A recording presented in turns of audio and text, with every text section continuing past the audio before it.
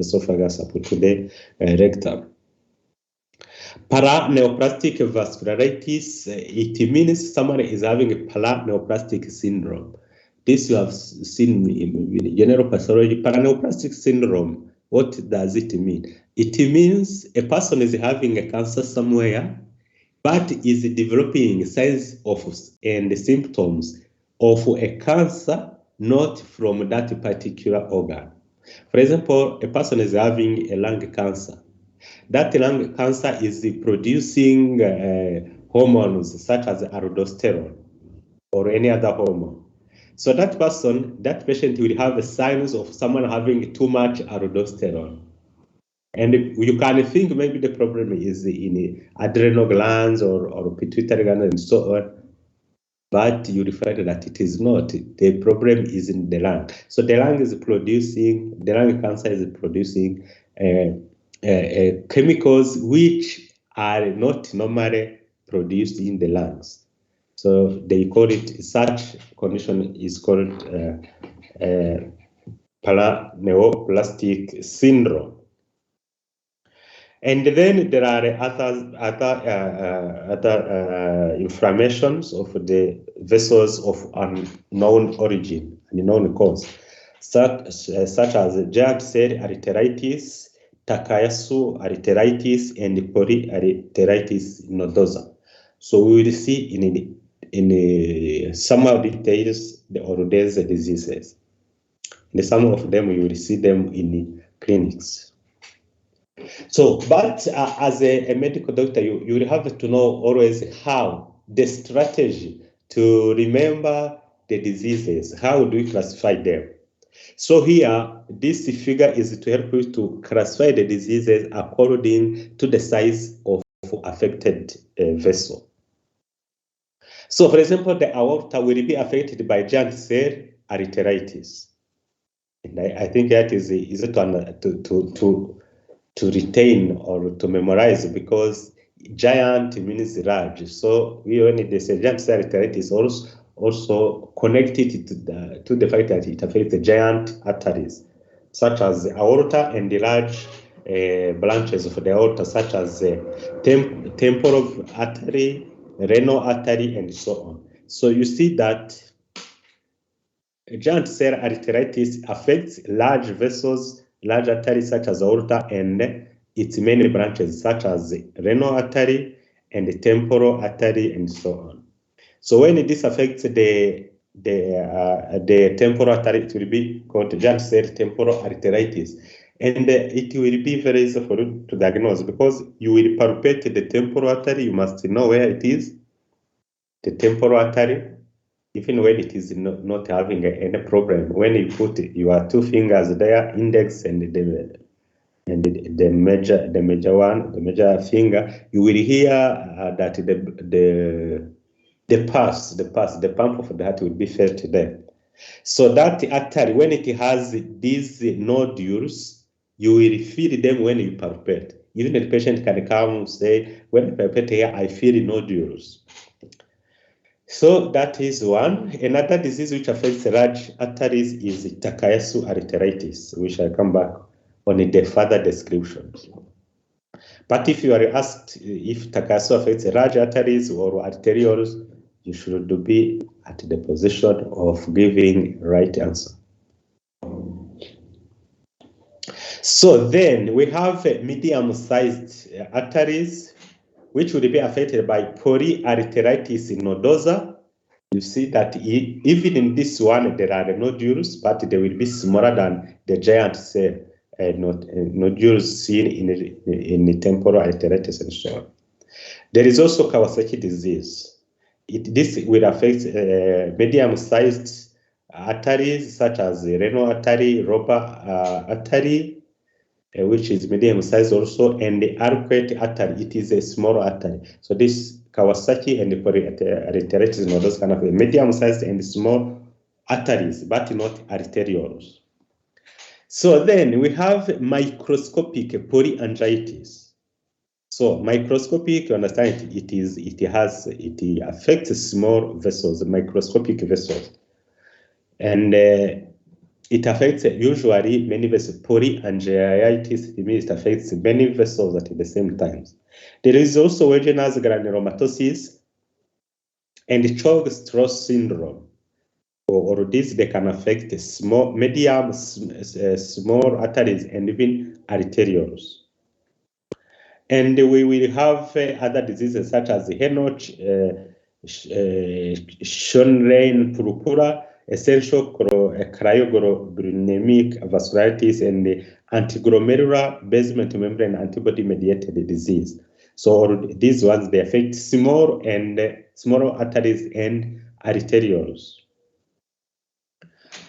So that is in a summary what we have in arteries. For veins, we see there are a few pathologies, but also they are also dangerous, but there are a few which can affect veins, as we shall see.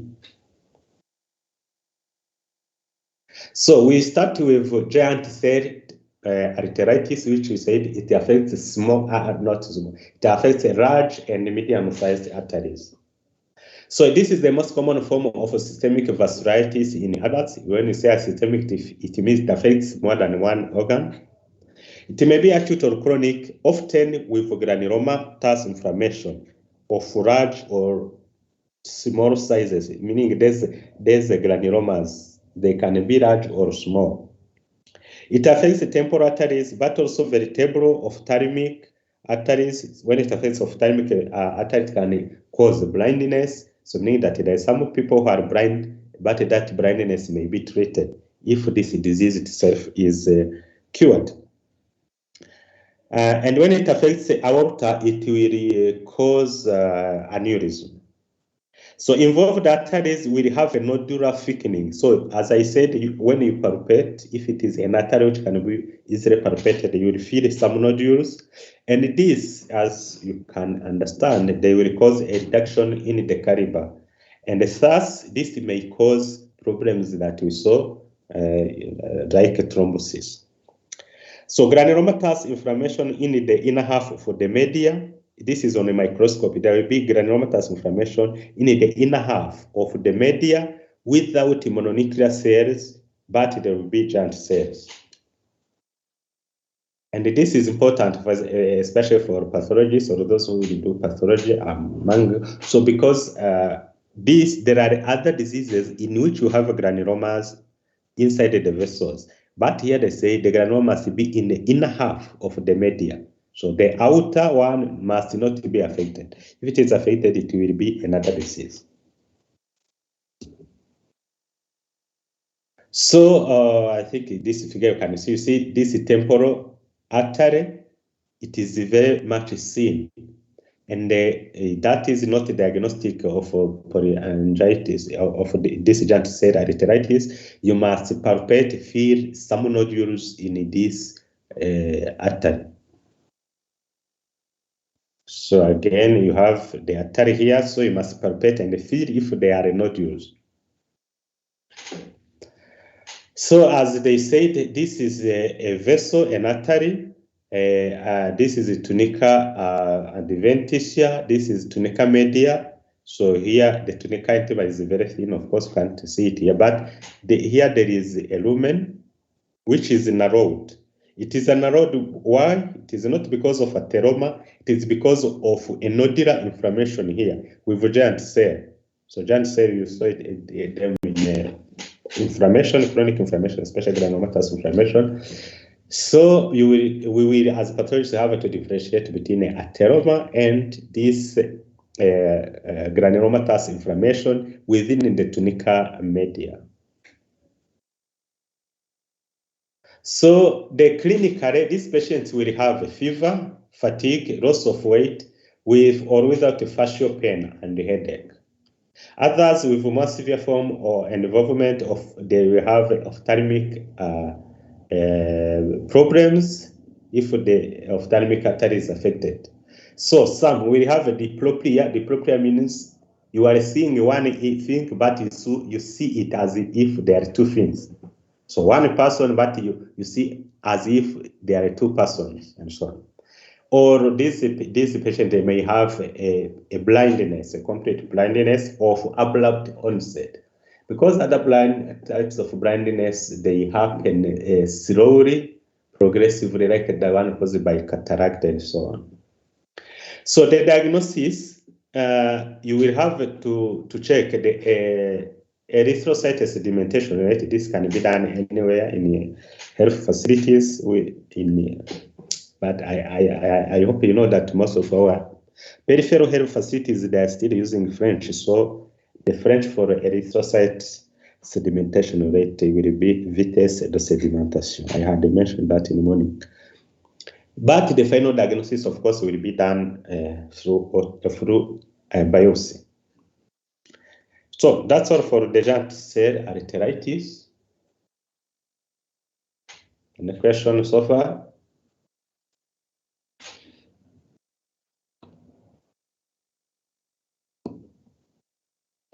Okay, so we go to the Takayasu arteritis, so affecting the medium-sized vessels and some large vessels, arteries. Sorry. So it is predominantly seen in females below 40 years of age with a probable autoimmune mechanism. So this is thought to be autoimmune disease. It is characterized by ocular manifestations or weakness of pulses in the upper extremities because of the reduced brachial pulse. So you will feel the reduced brachial pulse. And this is due to vascularitis of the aortic arch, and it branches, and this will bring about narrowing and obliteration. So arteritis may also affect the pulmonary arteries in half of cases, as well as coronary or renal arteries. As a secondary, the case may be having also valvular insufficiency in the heart. So this is what they're explaining, you know, the aortic arc. So, and its branches, the inflammation may appear into the arc or into its main branches. So now, if the branch which is affected is the left side, you will feel that the left arm pulse is weaker than the right one. So in that case, you will think that there is subocclusion inside the left artery, the left main aortic branch. If the pulse is reduced on the right side, also you will feel. So here, what they have done is the angiogram or angiography, where they inject substances, contrast products of contrast in the veins, and then that product will circulate. And when you take pictures, you will find that in some vessels there are nodules. For example, here you can see easily there is a nodule here inside. So meaning that the blood, when it passes through here, it will not pass correctly because of the nodule here. And then the pulse, which will be palpated on this left, this is right side, will not be as strong as it is for the left one. So on microscopy, what we find is the mononuclear infiltration in the tunica adventitia. So mononuclear means lymphocyte and the histiocyte. And the mid-layer with involvement of the vasovasorum. So here you see that the inflammation is in adventitia up to the mid-layer of the media, while for the giant cell arteritis, the inflammation is in the inner layer of the media. So in addition, giant cell granulomatous inflammation is not distinguishable from giant cell arteritis. It may be very difficult to distinguish them. Only microscopy will help if you see that the lesion affects the outer layers or inner layers of the media. And this affects the outer layers and the adventitia with involvement of the vasovasorum with its consequences. Clinically, there will be a reduced brachial pulse and the difference between blood pressure between the left and the right arm. And I explained this. And if you know that it is normal that we don't have the same blood pressure on the left and the right side, but that the difference is very small. But when you see that the difference is more than 10 millimeter mercury, think about this disease. Otherwise, the patient will have a coldness of the affected area, coldness due to the fact that there is less blood reaching the fingers, let's say, numbness of the fingers, ivinia, numbness of the fingers, hypertension, and visual defects, which can cause a blindness if the ophthalmic artery is affected. So that's all for the Takayasu arteritis, so affecting the medium-sized arteries, tunica adventitia, and the outer part of media being affected, and characterized by the difference in the blood pressure between right and the left arms. So with that, you can easily distinguish it from other vascularitis. The third one is polyarteritis nodosa. So it affects many vessels, so that's why there's polyarteritis, and also it has nodules. So it affects small and medium-sized arteries, and usually in multiple organs: skin, peripheral nerves, gut, kidney, and heart, and so on. The age of onset is said to be in childhood. And then the onset can go on up to the adulthood, meaning that the first time it is diagnosed, it can be either during childhood up to the late adulthood. And it has been associated with hepatitis B, C, or both.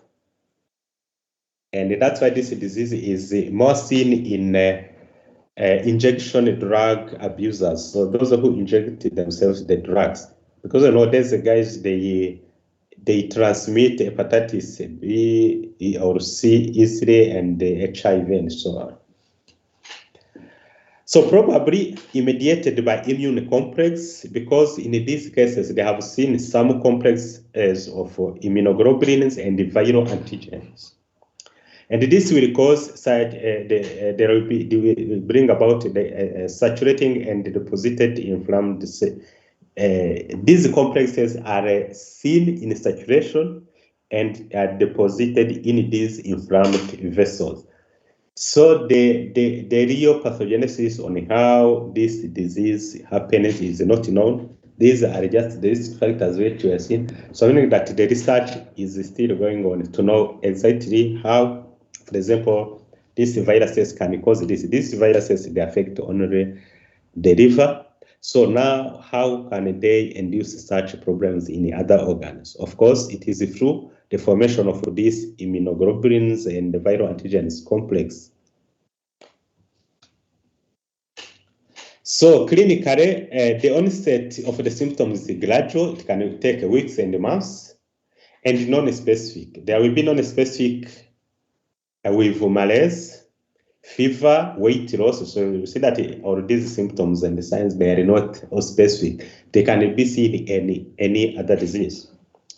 The patient will have abdominal pain, maybe if the abdominal arteries are affected. Melena, you know, it means you see blood in the stools, meaning that there is hemorrhage somewhere in the upper gastrointestinal tract.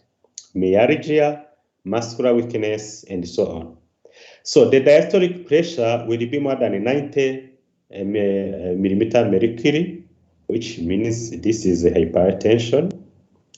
And this hypertension will be caused by the fact that there are many nodules in the arteries, which compromises or has a negative impact on the blood saturation, therefore causing a relative hypertension.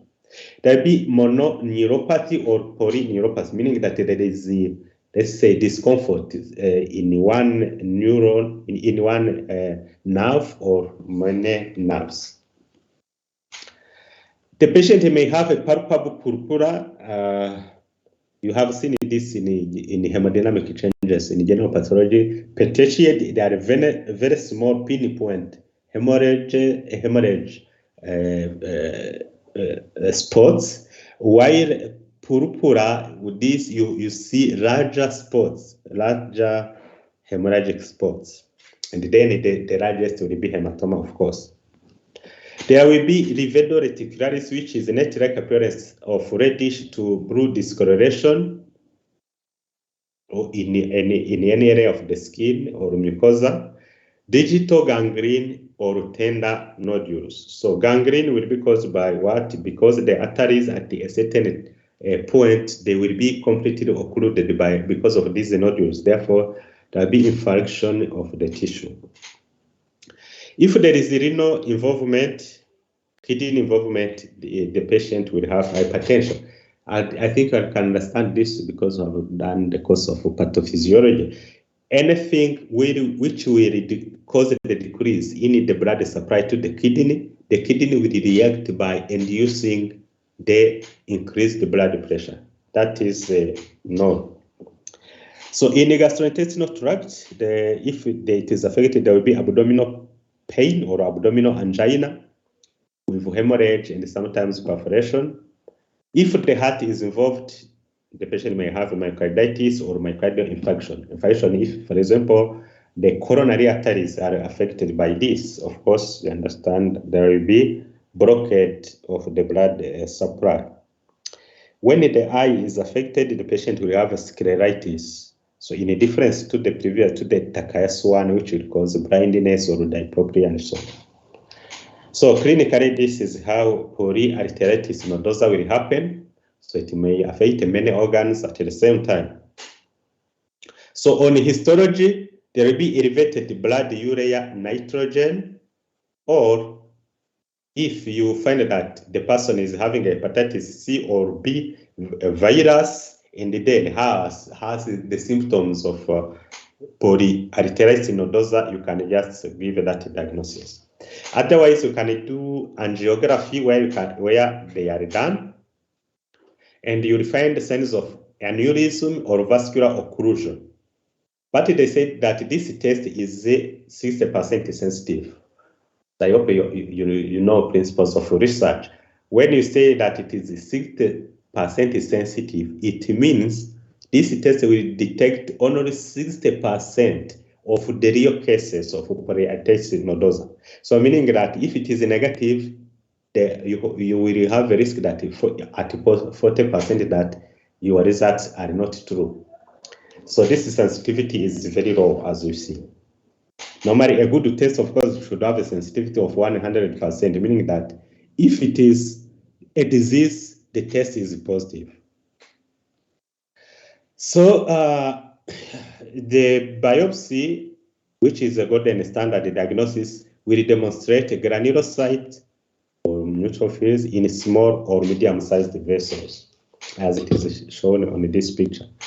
The treatment will be using prednisolone and cyclophosphamide, and unfortunately, even if they're treated, these patients, they die. So only 70% of them will survive up to 10 years. So if no treatment, they usually die within 2 to 5 years, because you see that this is a disease affecting many vessels, many organs, vital organs included. So it is a high risky. So this is an example whereby a person who was having polyarteritis nodosa on maybe, let's say, an artery somewhere here, and because it was occluded, then the tissue which would be irrigated by it was necrotized. So you see that here we have a necrosis of the skin, muscles, because we can see even the bone.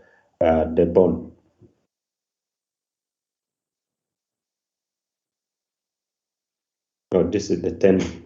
So here you see the nodules here.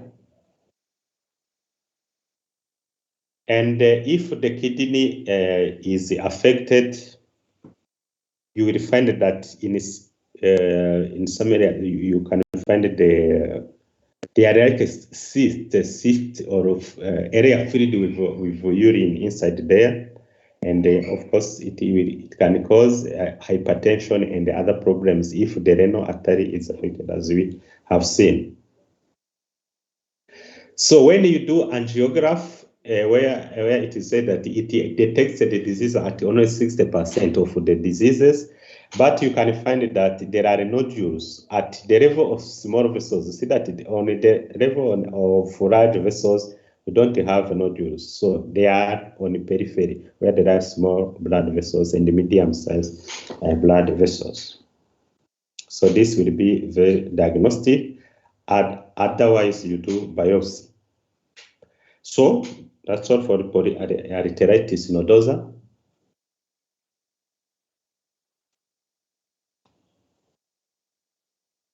Maybe no question. So we go to the Kawasaki disease. It is also called Mucocutaneous lymph node syndrome. So it means this is a disease affecting the different parts, but especially the mucous membrane and the kidney and the skin will be affected with the development of lymphadenopathy or swelling of the lymph nodes. It is an hepatitis that frequently affects coronary arteries, usually in children and the infants, because 80% of them are below 4 years of age. It is the #1 acquired heart disease in the United States and Japan. So #1 acquired heart disease, not in general acquired diseases, acquired heart disease. So meaning that they have more of this as compared to the rheumatic cardiac disease. It is associated with mucocutaneous lymph node syndrome of acute and self-limited evolution. So when they say self-limited evolution, it means these lymph nodes, they can disappear without any treatment. So signs are fever, conjunctivitis, because we say the mucous membranes are affected. So conjunctiva is affected. They have a sore throat because also the mucous membrane in the oropharynx will be affected. Generalized rash, meaning that they have papules around the skin. Reddish and the palms and soles, reddening. So the palms or soles of the feet will be very red. Peeling of fingers or toes, so as if the skin is being removed. And the mucopurulent cervical lymphadenopathy. So this means the person will have a lymph nodes which will discharge a mucus or purulent or pus from this lymph node. So, and as we said, it is an epidemic in Japan and the United States. So the picture is not clear, but it was showing that the palm of the palm is reddish. The other things maybe would be the peeling of the skin, which is not shown here, and maybe the redness or inflammation for the mucosal oral cavity would be there. So red eyes, dry cracked lips, and red tongue, because it is a mucous membrane. It is a mucous membrane. So these are other signs. So the peeling of the skin around the nail here, as you see, so the nail is here, and then here there is a peeling of the skin. And or the fingers here are affected at the same time. So the diagnosis, when you do full blood count, you will find leukocytosis. When you say leukocytosis, it means increase in the number of white blood cells. So, and here specifically the neutrophils, because the difference of leukocytosis is leukopenia. There will be also thrombocytosis, meaning increase in the number of platelets count. So some children will have ANCA, which is antinuclear cell antigen, and this will be positive in the plasma. If you take plasma and you send it in the immunology lab, they will find this antibody. So approximately 1/5 of the patients, they have their coronary arteries or myocardium involved.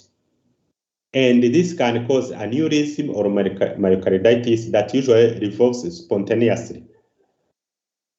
So the mortality is only around 2%.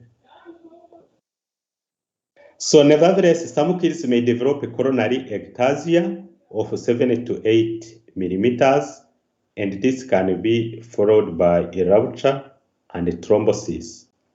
So this is like a counterpart of atherosclerosis in adults. So they have just coronary ectasia, meaning the blood is stagnant there, and this can cause a rupture of a blood vessel because that blood vessel itself is weakened by the inflammation. And thus, if there is a rupture, the blood will not reach where it should go. Therefore, that part which should be supplied by that blood will be infarcted, and then this may lead to the myocardial infarction or sudden death of a child. So in this condition, you see that the circumstances of death here will be the same as for the adults who die because of atherosclerotic myocardial infarction or sudden cardiac death. So we go on. We started with larger vessels. Now we reach the small vessels. Microscopic polyangiitis. So it means many small blood vessels are affected by the inflammation. So it affects arterioles, capillaries, and sometimes venules. So it affects vessels which are smaller than polyangiitis nodosa that we saw previously. Polyangiitis nodosa we saw before Kawasaki disease.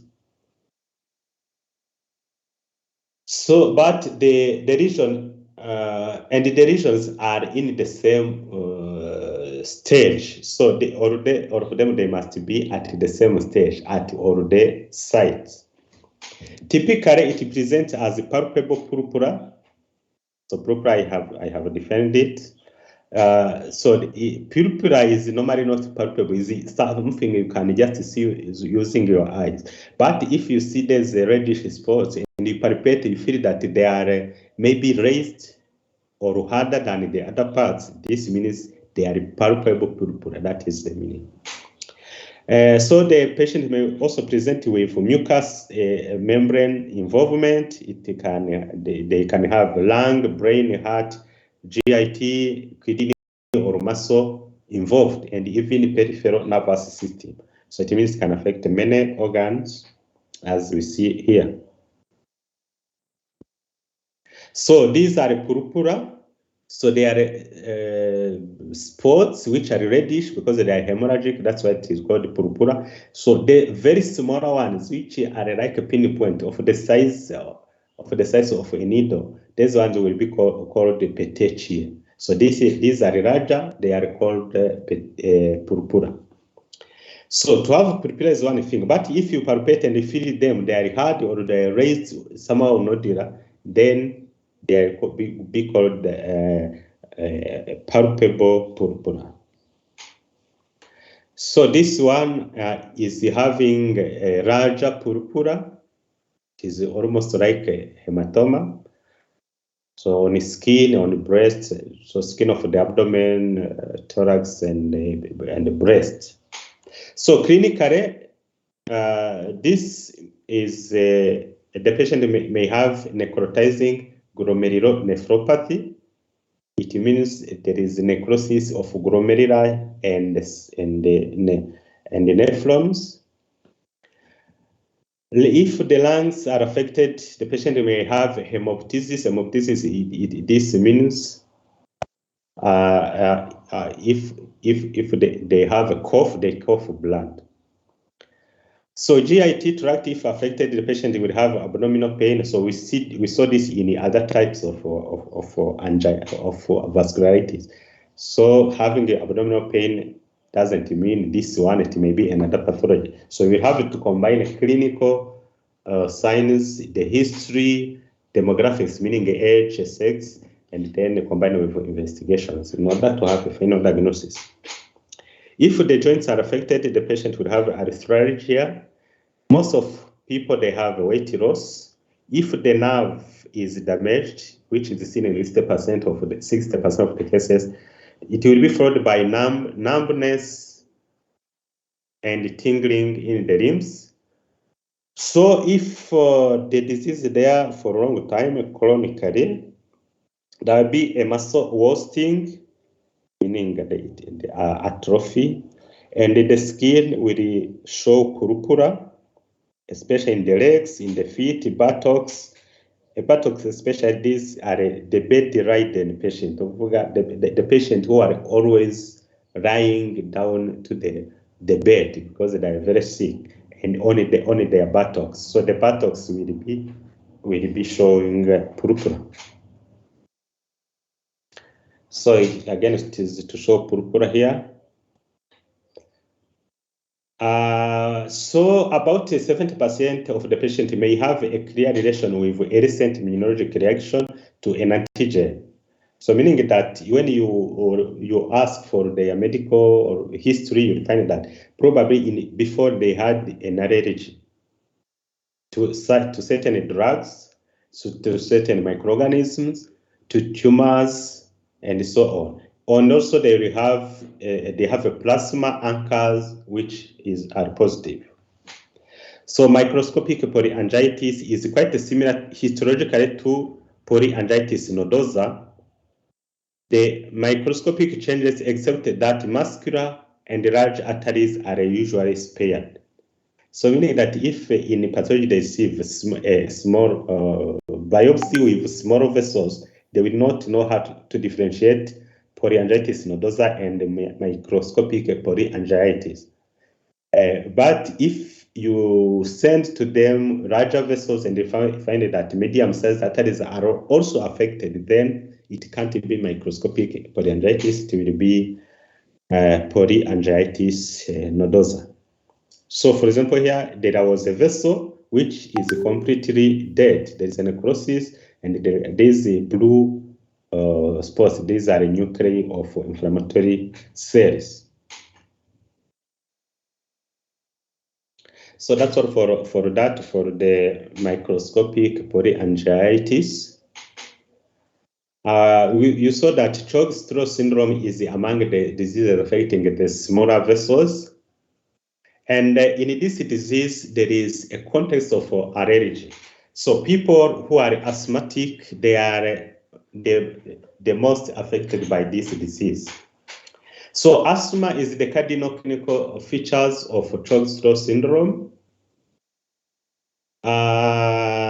So you will find that patient with asthma will develop these signs of Chog-Strauss syndrome after maybe 8 to 10 years after the onset of the asthma.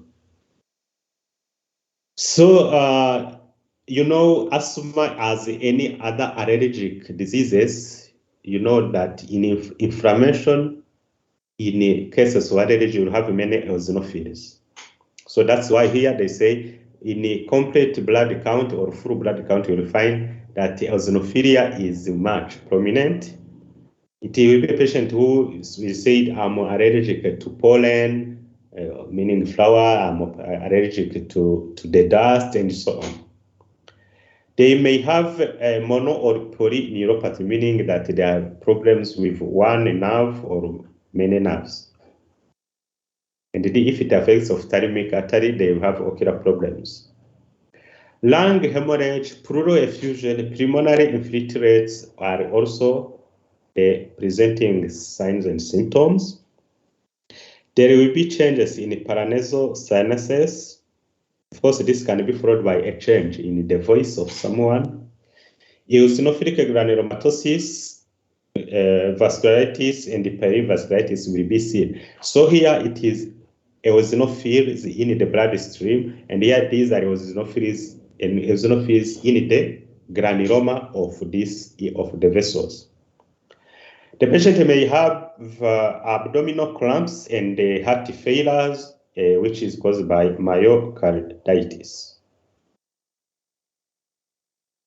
So after Chog-Strauss syndrome, which is associated with asthma or other types of allergy, then it wages as granulomatosis. And I think this is what this disease, I saw some patient with it. It is a very dangerous disease.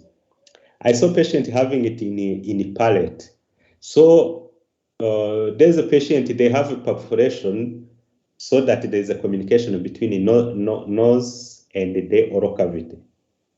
And you understand, for them to eat is very cumbersome and so on. So it is a disease which is nowadays treated as a cancer. So they receive radiotherapy as a cancer patients.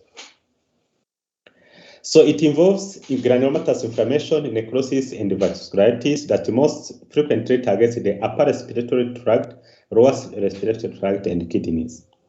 The process can begin at any age, but the average age at the onset is 40 years. So meaning that most of the patients are 40 years when this disease starts, but it can start at any age. So many organs can be affected: the eye with diplopia, skin with ulcers and purpura, and also the peripheral nervous system with mononuclearitis. This may be localized to one site for many years or months, and then it becomes systemic. So you can think it is just a banal thing because it is affecting one side, but if not managed well, it will progress to be a systemic, meaning affecting many organs, and in that case, it will be manifested by fever, fatigue, loss of weight, anemia, and leukocytosis.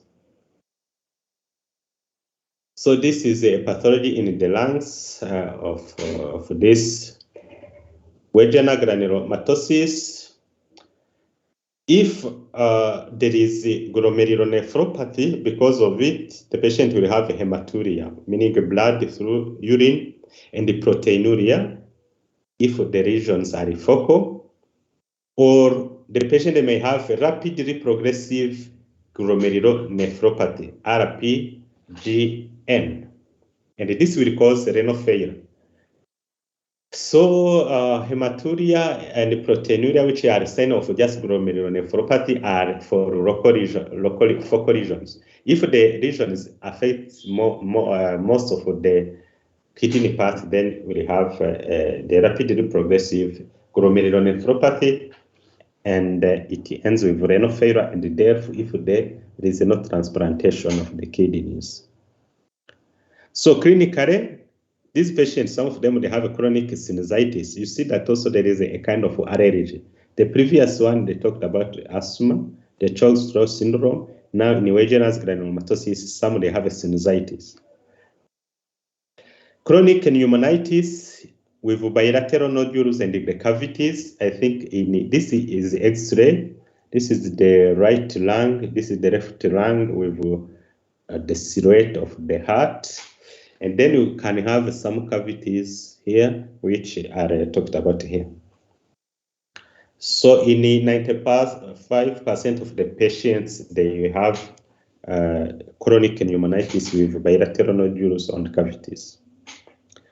So mucosal ulcerations of the nasopharynx in 75% of the cases, and I think this is the case I mentioned. I have personally seen in one country neighboring our country. So they have that this patient, they have a perforation of between the nose. So there was a fistula between the nose and the oral cavity. Renal disease is seen in 80% of cases. Other organs which can be affected: skin with rash, muscle pain, mononuclearitis or polyarteritis, articular involvement. So if there is no treatment, without treatment, 80% of these patients will die within just 1 hour, 1 year. So it is a deadly disease. So this is the lung. Maybe they intend to show cavitations as we saw. A cavitation here, so you can think it is a caseous necrosis. So another disease is Buerger's disease. This is a disease you can diagnose anywhere, even outside the hospital, just clinically. So it is also called a thromboangitis obliterans. Maybe this is a name which can be easier for you to remember that the disease, thromboangitis obliterans. So If you analyze these two words, you can understand it now, everything. So there is thrombo, meaning there is thrombosis, and angitis, inflammation of the vessels. So it means there is inflammation of the artery associated with thrombosis, and thus with thrombosis there is occlusion of the blood of the artery, causing obliteration or occlusion. So everything is explained within this name. So it is characterized by segmental thrombosis with acute and chronic inflammation of the medium and small arteries, mostly tibial and radial arteries. They are the most affected. So I said you can diagnose it clinically because here the patient, you can meet a patient anywhere and she or he says, me, when I'm moving, I have a severe pain in my leg. But when I'm resting, the pain is no longer there. So this is called in French claudication intermittente. I don't know if in English you can call it intermittent claudication. So it means there is a pain when you do movement, and then when you stop movement, there is no pain. If again you move, again there is pain. So intermittent. So that's why I said you can diagnose anywhere. You meet someone saying that, you will have to think about this first. So secondary involvement of veins and the nerves of the limbs. So veins also can be affected, but it affects mainly the arteries. So the risk factor here, they say the heavy cigarette smokers are mostly affected because they say their endothelial cells have been hypersensitive. So that anything which may come in, it may cause them to react and then cause occlusion. Moreover, there is a prevalence of HLA-A9, HLA-B5 in these patients. So these are like blood groups. There is this O group and then HLA groups and so on. So there are many classifications about it. So it means there are some patients who have these phenotypes. So these ones are the most affected by this disease. So again, it is seen more in Israel, Japan, and India. So therefore they think there is a genetic trait in this disease.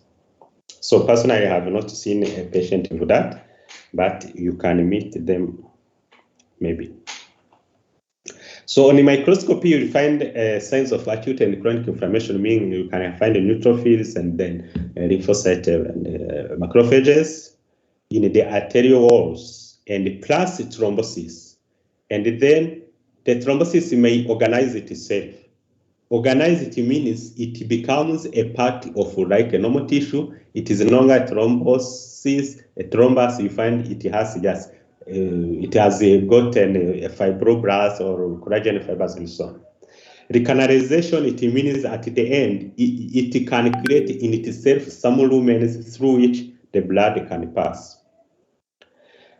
Some thrombosis may contain microabscesses with granulomatous inflammation, and usually this is seen when the disease is extending to the veins and the nerves.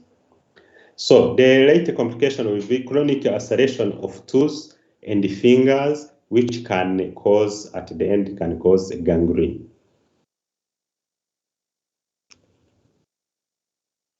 Clinically, there is a claudication in feet. So what I was saying, intermittent claudication in the feet and the hands, sometimes centrally radiated. Centrally radiated, it means the pain is starting in the feet or hand, then it irradiates toward the chest or the pelvis. So hands will be, of course, having claudication if you are using them. If you are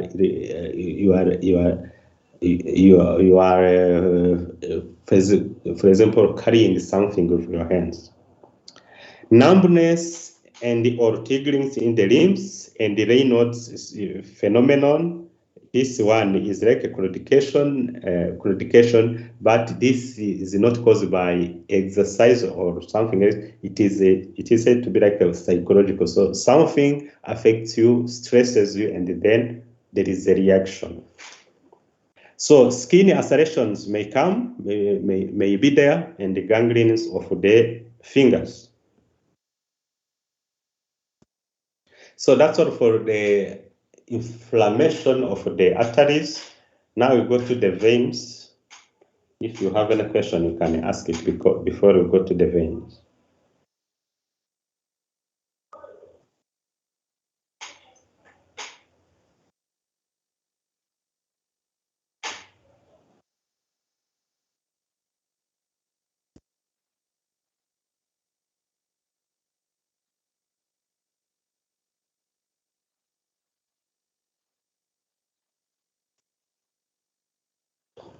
Okay, so it seems no question. So in the vascular pathology of the veins, we shall see the varicose veins, thrombophlebitis, and phlebothrombosis, and the superior vena cava and inferior vena cava syndromes. So there are not many diseases to discuss here. Of course, as I said, the tumors will be discussed in another chapter. So varicose veins, it means there are defects or dysfunction of the valves in the veins. And also this can be seen in lymphatics, but here we'll not discuss lymphatics. They should be discussed in the chapter about the hematopathology. So thrombophlebitis and phlebothrombosis is not the same. So the word which starts means what started the process. If you say thrombophlebitis, it means there has been a thrombosis which caused inflammation of a vein. So inflammation of a vein is phlebitis. So phlebo means vein. That's why you will hear the lab technician saying, I'm going to do phlebotomy, meaning they are going to collect blood from veins. So if you say phlebothrombosis, it means there has been first phlebitis, then it was followed by thrombosis. But in most cases, as a healthcare professional, you will not know what started. So that's why they combine them. But if you know what started, you mention that. If thrombosis started, you would say thrombophlebitis. If inflammation is started and then followed by thrombosis, you would say this patient is having it's having phlebothrombosis. So the role of the valves, I had mentioned it before. So in normal veins, when the blood arrives here, it should not go back because the valve will stop it here. But when these valves are defective and they allow the blood to go back like this, then we'll have this phenomenon, varicose vein. It is just as simple as that. Nothing complicated here. In pathophysiology and even in treatment or diagnosis, it is something anybody can diagnose, even non-healthcare professionals. They see that they say this person is having a varicose vein. You don't need to be an expert. Even in treatment, the surgery of it is not complicated.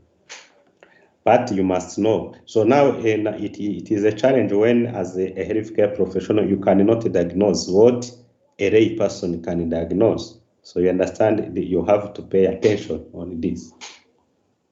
And unfortunately, we receive cases of hemorrhoids. So hemorrhoid is like a varicose vein about around the anus or the anogenital areas. So we see for cases whereby even specialists, medical doctors, they think it is hemorrhoids and we find it is a cancer. So it happens.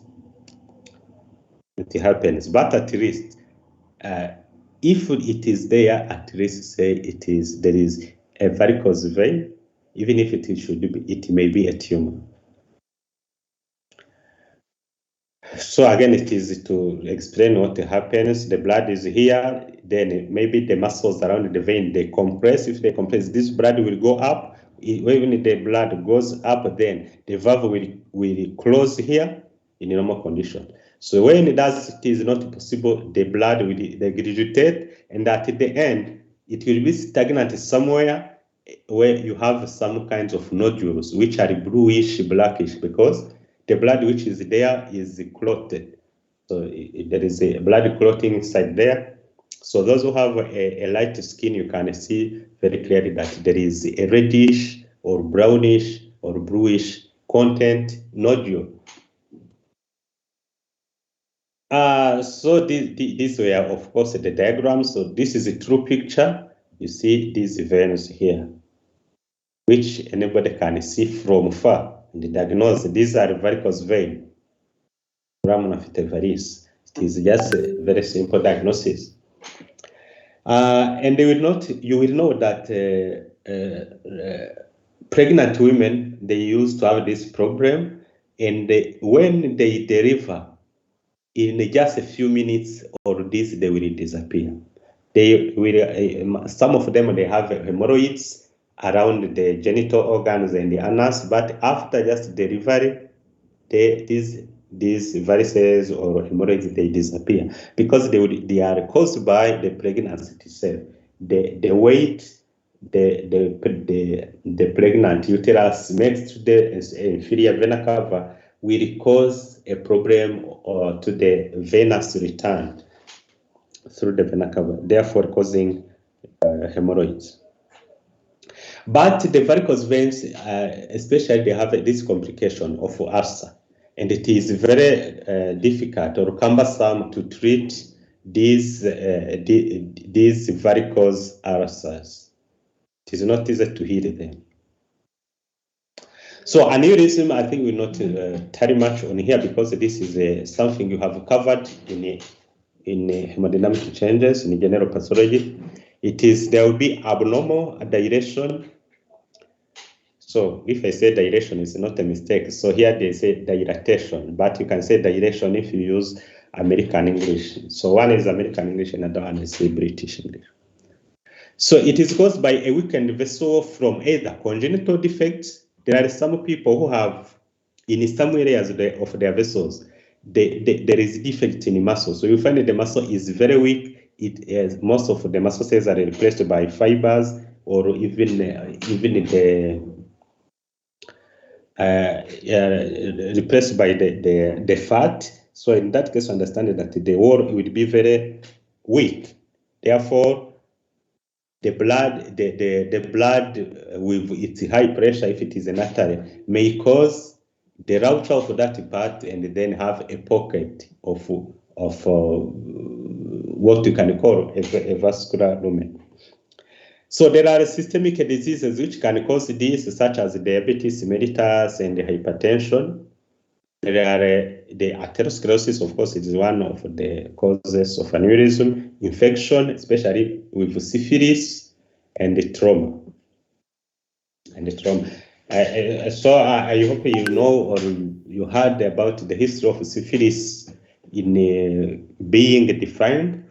So syphilis appeared many years ago.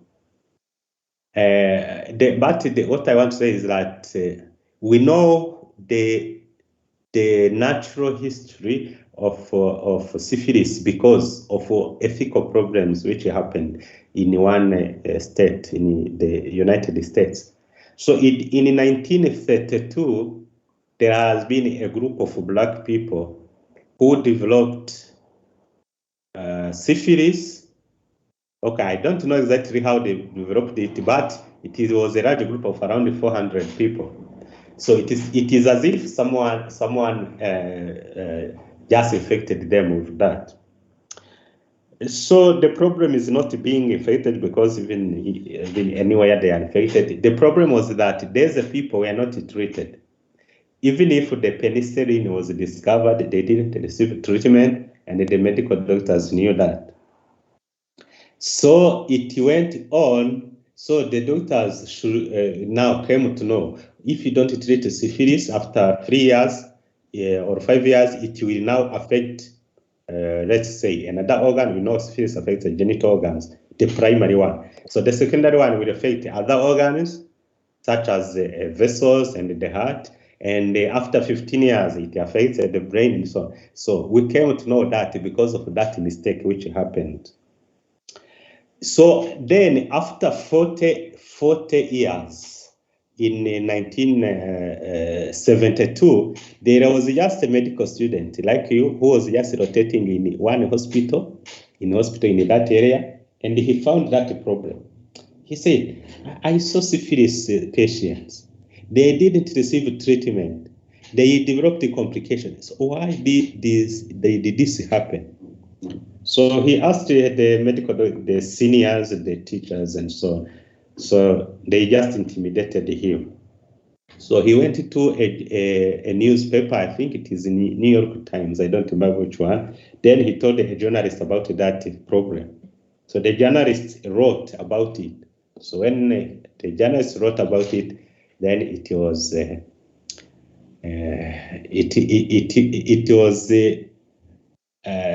shock in the country that some medical doctors could leave people, probably because they're black, to die of syphilis while treatment is there, or just to see what could happen to a person if syphilis is not treated. So yeah, that thing was stopped. So people who are still alive or didn't have too much complication, they are treated, and the country the country kept quiet, no apologies.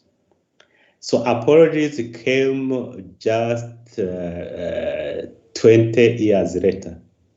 So meaning 60 years after the offense started. It is when President Bill Clinton apologized of what happened. So you understand that this was an unethical procedure, unfortunately. So we came to know the pathophysiology, but the way we know it, you understand that is not present. So then I was saying that's why infection such as syphilis is known to cause aneurysm, especially in the aorta. So atherosclerotic aneurysm, atherosclerosis, as you have seen, and we have this, reiterated about it, it is the most common cause of aortic aneurysm. Most frequent occurs in males over 50 years of age, and most of the aneurysm in the abdominal aorta will happen below the renal arteries, and I have said this. Complications include thrombosis, embolism, and rupture. So we have here an aneurysm, and it is maybe having many pockets. Here it is below the renal arteries, but here we have it above the renal arteries. So these are kidneys, they are small. And it was caused by atherosclerosis. And as you remember, this is disease of the intima. We have the development of atheroma, atheromatous or fibrofatty plaques, and the fibrous plaques. So it depends on what you want to say. So the complications or the next, if there is a plaque which is not relieved, there will be narrowing or occlusion of the vessel and the weakness. And then it is this weakness of the wall that will bring about the atherosclerosis. It will cause aneurysm. So again, a reminder, an intima, a tunica intima with its endothelial cells or endothelium. Then we have a lamina propria here with small blood vessels which will supply nutrients to these endothelial cells. Then we have internal elastic lamina and the external ones, because this is the artery separating intima from media from intima or media from adventitia. So atherosclerosis again, it is just like I remember here we have a normal vessel. Then we have fatty streaks here which is when you just do surgery autopsy, you will find that under the endothelium, you can find that there is something which is yellow, that is fat. And then when it stays there for long and it is hard to undergo further inflammation, fibrosis, we have a plaque. And a plaque can grow like this, which is an advanced one. And or any of these can be complicated, either into aneurysm if there is a rupture, or occlusion by thrombus, or it can undergo a critical stenosis, as we saw for in ischemic heart disease. So this is a preclinical stage. If there is a fatty streak stage, or even a fibrous plaque, or an advanced plaque, but which is not much critically stenotic, this patient will not have signs or symptoms. So this is a preclinical phase, usually in younger people. And you have a clinical phase affecting middle-aged to elderly people, or when there is a complication from this stable plaque. So the major components of the plaque, they are cells. Here we have smooth muscle cells, we have macrophages, and the other white blood cells such as lymphocytes. So there is the extracellular matrix, which is composed of collagen, elastin, and prostaglandins. We have lipids such as cholesterol, and cholesterol, it can be intra or extracellular. So in the pathophysiology of the atherosclerosis, you learned that the fat first becomes inside the macrophages, but when they are full of cholesterol, the cholesterol will leak to outside. So we have extracellular deposit of the fat, and this will cause inflammation to be there. So the two major processes in plaque formation, there is the enzyme thickening, and this is some people, they think also there are some smooth muscle cells which proliferate, and they will synthesize extracellular matrix. So this is a hypothesis. There will be also lipid accumulation in this plaque. So the summary of the atherosclerotic plaque process, it is a multifactorial, meaning it is caused by many risk factors, and you cannot know exactly which factor caused an atherosclerosis in each individual. But if a patient is hypertensive or diabetic, that will be easy to know. But in others, you will not know exactly the cause. It is initiated by endothelial dysfunction, as I explained in the morning. There is a upregulation of endothelial and leukocyte adhesion molecules, so meaning that there will be too much leukocyte adhesion. There will be macrophage diapetesis, meaning they will remove from where they were to come to the area of which has a dysfunction for endothelial cells. Then will be LDL density lipoprotein transcytosis and the oxidation. It means the transcytosis, they will leave the intralumen, the intravascular lumen, and they pass through the endothelial cells and they go inside the tunica intima. That is the transcytosis. So when they arrive there, they will be oxidized. So when LDL is oxidized, then it is a very dangerous situation. Then, because this is a cholesterol, this is a fat, then there will be foam cells. Foam cells will become why? Because the macrophages will come there, they will engulf these lipids, and then they become foam cells because they are full of lipids. Then there will be recruitment and the proliferation of smooth muscle cells. Why? Because macrophages will be activated. When a macrophage is activated, it releases many chemicals which attract or activate other cells or other other molecules. So therefore, macrophage will cause the synthesis of connective tissue proteins from the smooth muscles. And then all these fibers, together with the foam cells, together with the fat, which after sometimes the fat, extracellular fat reacts with calcium and then cause cholesterol clefts, will have formation and organization of a plaque. And then another complication is that there will be thrombosis or blood clotting around that area which is having atheroma. So it is what we have seen in details in the morning.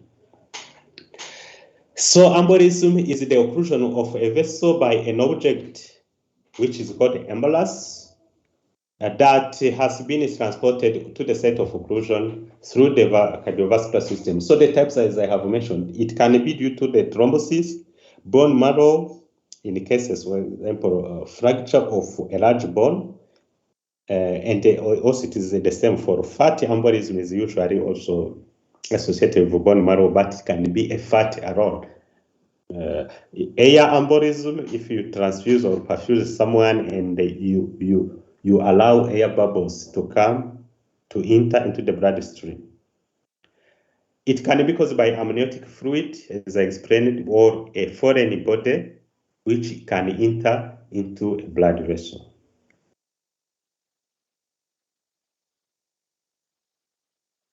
So pulmonary embolism, someone had asked the question about it. This is a cause of death in about 100,000 people per year in the United States. So you find that this is a very common problem. It is the number 3 killer in the United States behind heart disease, meaning the ischemic heart disease, myocardial infarction, and the cancer. So you see that it is something we don't have to neglect. So probably we have many cases in our country, but we don't know. Because those who are known, there are those who live in cities who can, in Rwanda, who can easily get access to advanced hospitals. So the emboli, they travel to the lungs and lodge in the pulmonary arteries, and usually it is from thrombi from deep veins of the legs. Leg thrombosis is very common, found in about 60% of all autopsy hospitalized patients.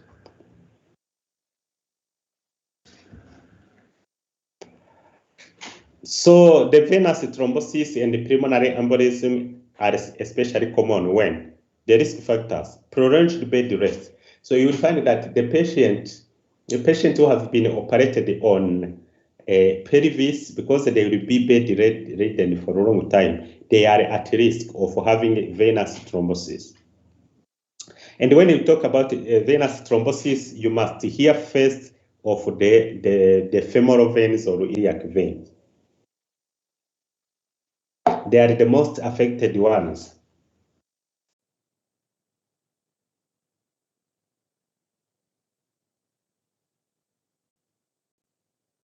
Or of the pelvic bones and so on. Congestive heart failure, it is another reason. And in congestive heart failure, there is a problem of blood return from the extremities toward the heart. So the blood will stagnate there. Following trauma burns, fractures, and surgeries, especially abdominal surgeries, during and after parturition, so meaning delivery, it can be normal delivery or cesarean section. Disseminated cancer also can cause this. So it is often unsuspected. So the death may follow a large embolic event in seconds. So meaning that it happens in seconds, automatically the patient dies. So it diagnosed after the postmortem. If the patient doesn't die, pulmonary embolism may or may not cause an infarct in the lungs. Here, the infarct is in the lungs. So consequences depend on the size and the number of emboli, because sometimes they are sent to different branches of the arterial of the pulmonary arteries. And of course, the state of the circulation is paramount. So this, you see that these are very large emboli which were removed from the pulmonary arteries. See that they are large if you look at this scale, this row here. So a case of fatal pulmonary embolism. The two following photographs are from an autopsy performed on a 66-year-old female who died suddenly on the second day or after an open lung biopsy. So she had just a biopsy. You can understand that this biopsy itself was not the cause of this.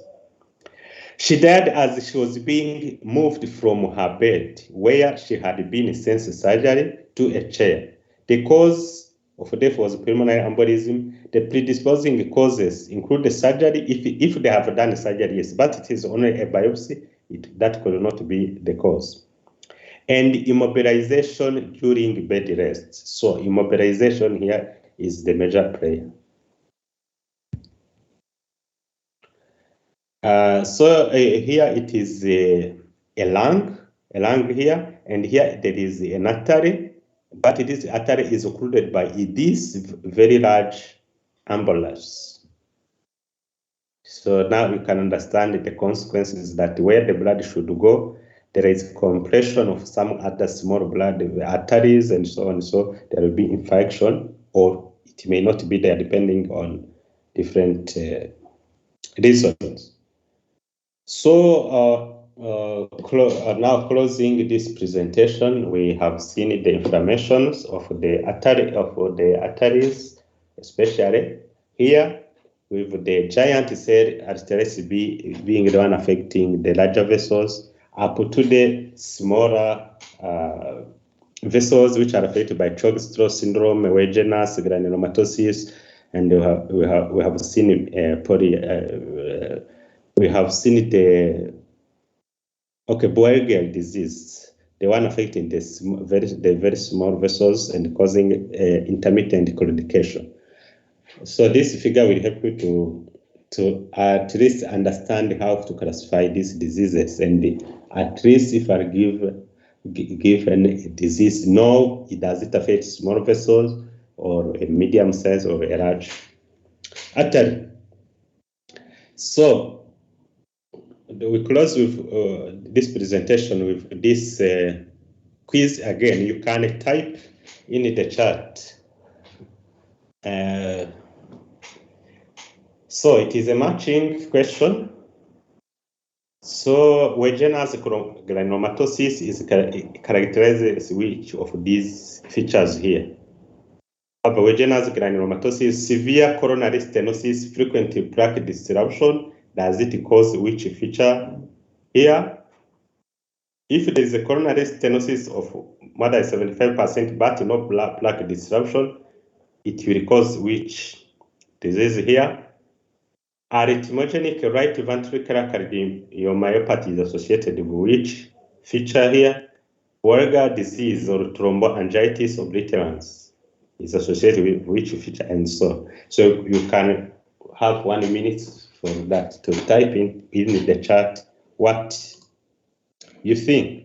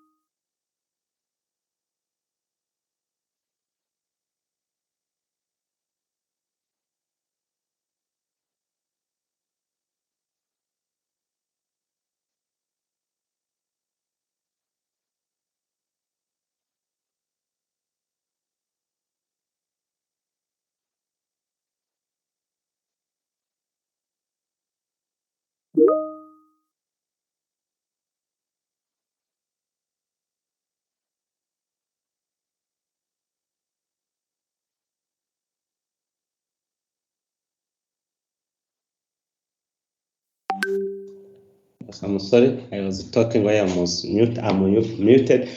So we can just have a correction.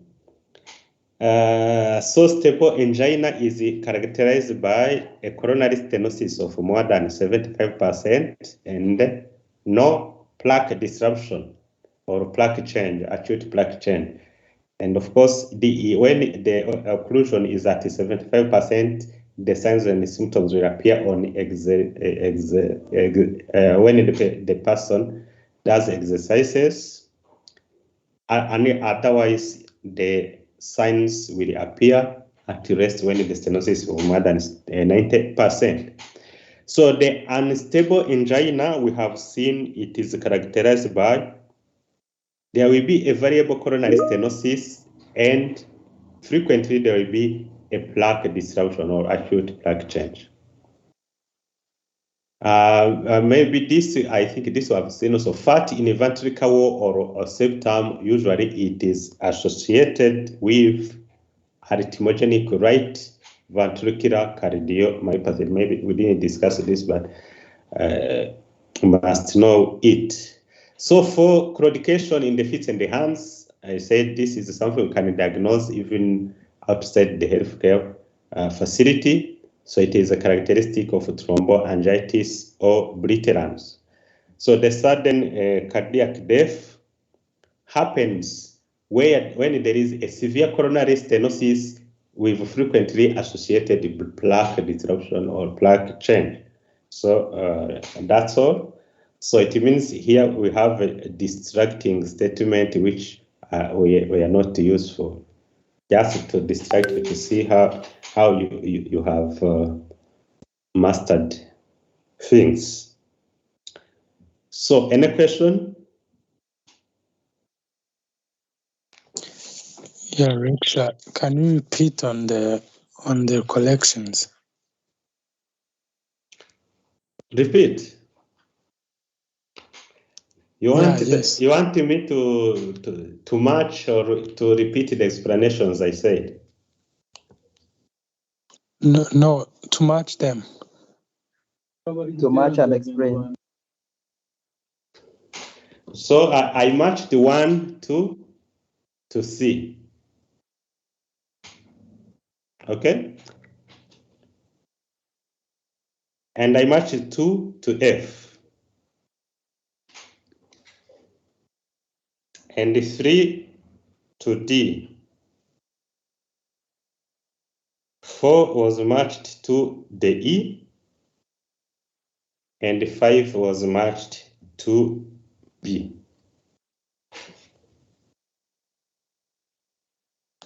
Thank you.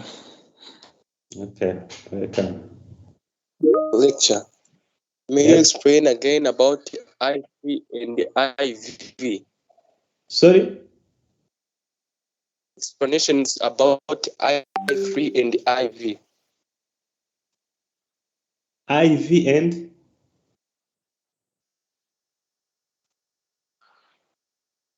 And 3. I don't get the question. So what is I'm asking for explanation about? About? Yes, free eyes and IV, about the explanations. Maybe I am not hearing. Eyes ari kuvuga ikibazo cya gatatu nyine igisobanure nyine romani ikibazo cya gatatu. Okay. Romani Ikibazo 1 2. So you know in physiology how the electricity passes through the heart muscle. So when there is intermittent heart muscle, so meaning that the heart muscle is not continuous, there is a fat in between. This will cause arrhythmia, and this disease, arrhythmogenic right ventricular cardiomyopathy, is said to be associated with fat in the right ventricle wall. I don't know if you are getting me well. So the fat within a ventricle of the heart will cause arrhythmia because there will be disturbance in the continuity of the electricity conduction. So, and this is what happens. This disease called arrhythmogenic right ventricular cardiomyopathy. It is associated with fat in its ventricular wall or in the septum between both ventricles.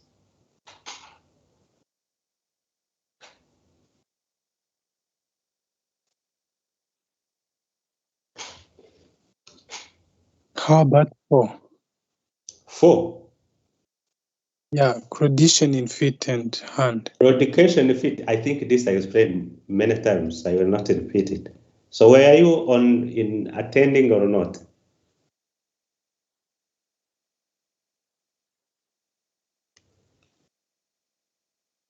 Do you hear me? Were you attending the class today? Because Yes. I explained it many times. I said here, it is a disease you can diagnose even on the street. You have a patient. Patient tells you, when I move, I have pains in my leg. When I sit down, the pain is no longer there. When I move again, I have pain. So it is caused by this thromboangitis obliterans. And when I put the slide about this disease, I said this name itself explains everything. We have thrombosis in a vessel which is inflamed, angiitis, which causes obliteration or occlusion. And that occlusion will cause pain if you move. So it is like a stable angina in which you have a stenosis of more than 90% or 75%, because in that case you have pain on exercises when the stenosis is more than 75%. So it is almost the same here. The difference is that here we are talking about legs or fingers or feet, hands or feet, while in coronary, in this one, we're talking about the heart. So the patient moves, pain, sits down, no pain, moves again, there is a pain. And the issue, if you do histology, you'll find that there is inflammation, and which is not continuous. So it is not continuous. It is a segment. One segment of a vessel is inflamed. Another segment is intact. Another one is inflamed, and causing obliteration. So that's why there's a word obliterans.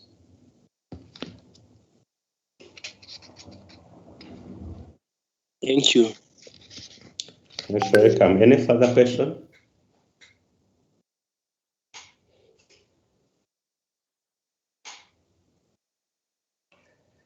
So otherwise, then we close today's lectures, and then you continue tomorrow with Dr. Emir, and then we see each other. For me, we see each other another day. So I don't remember which day, but I will check. So thank you very much. Yes. Thank you.